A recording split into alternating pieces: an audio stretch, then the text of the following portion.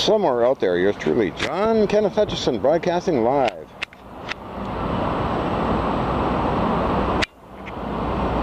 We have a motor generator sitting here on a bunch of wood and stuff, running away very happily.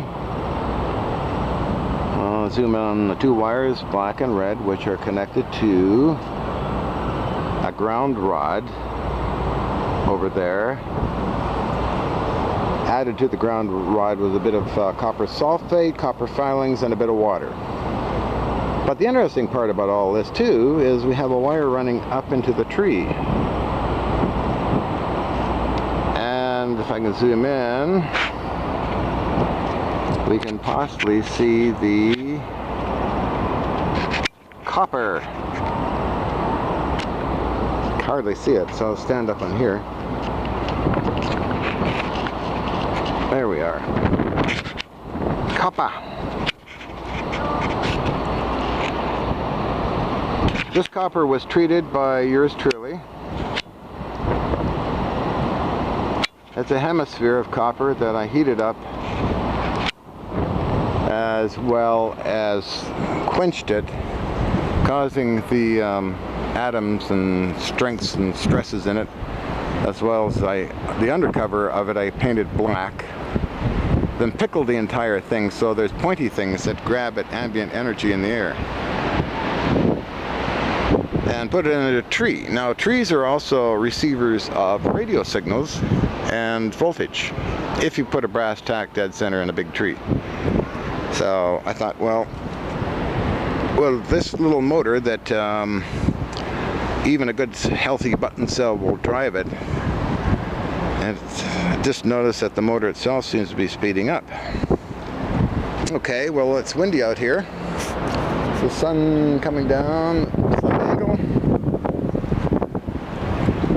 Let's just zoom in a bit here.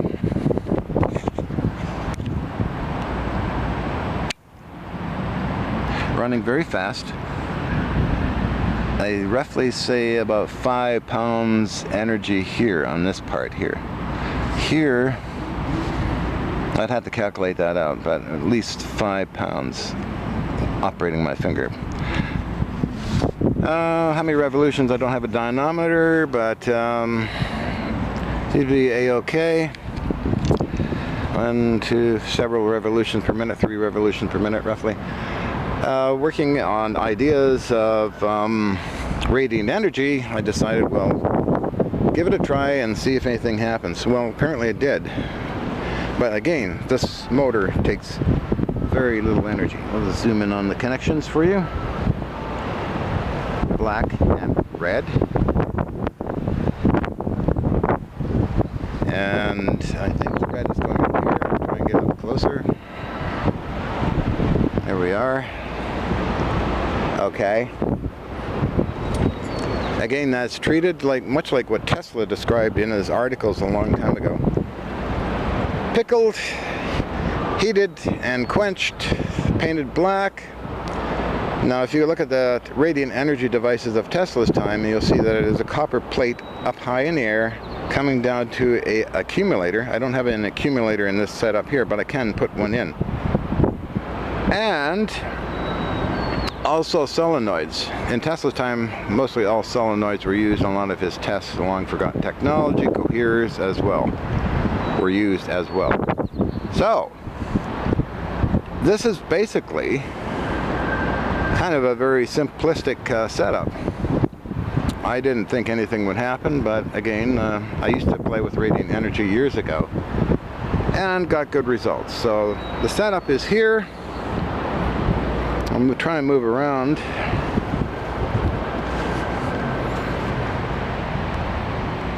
And that's the ground. It's on a rod, steel piece of rebar. Strange wire going into the tree. Chunk of copper up there. That's the positive. Running into the motor. Negative running into ground. Really a simplistic thing. But again, like I mentioned before, these motors take very little energy to drive them. And they're also a generator as well. Time frame 1950s. Now, I was doing experiments with barium titanate. I no longer have the barium titanate because I was walking down the hall with them and slipped a bit on something, and they fell on the ground, broke into a million pieces. I tossed them out, so I don't have any barium. But it doesn't matter anyway, because barium titanate is interesting unto itself and resonates at certain frequencies, but so does this thing here. So this will work in various applications. It will work on an earth battery. I tried that. I didn't film it though. It'll also drive the other brother of this if you turn the shaft. What else can power it? Solar cells will power it as well.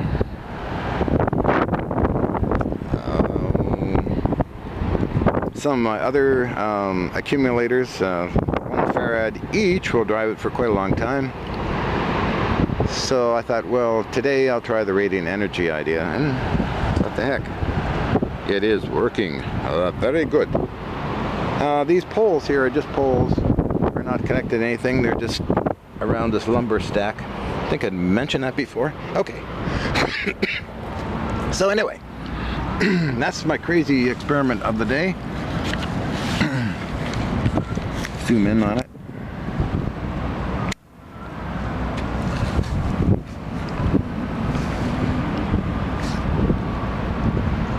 Many people ask where they can find these motors. I have no idea. I mean, I found them in a scrapyard and used to play with them a little bit.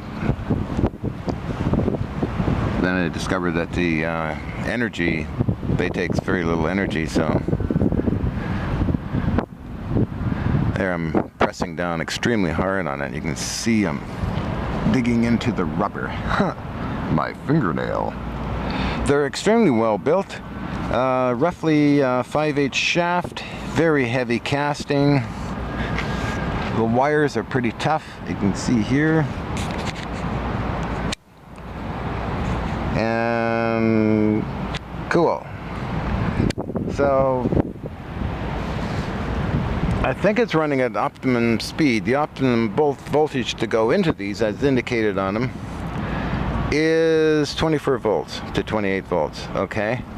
Revolution 600 per minute, as I recall. There's a number here I never noticed before though. 33429. Okay. Let's see what can I do with this thing. Oh, it's heavy. Alright. Trying to move it. What I do is, if it's not raining, I'll let it sit here and see what happens in maybe, well, until it gets dark. Just let it sit here, what the heck. Okay folks, thanks for watching, and let me know how your tests go with this kind of stuff too. Thanks. Cheerio.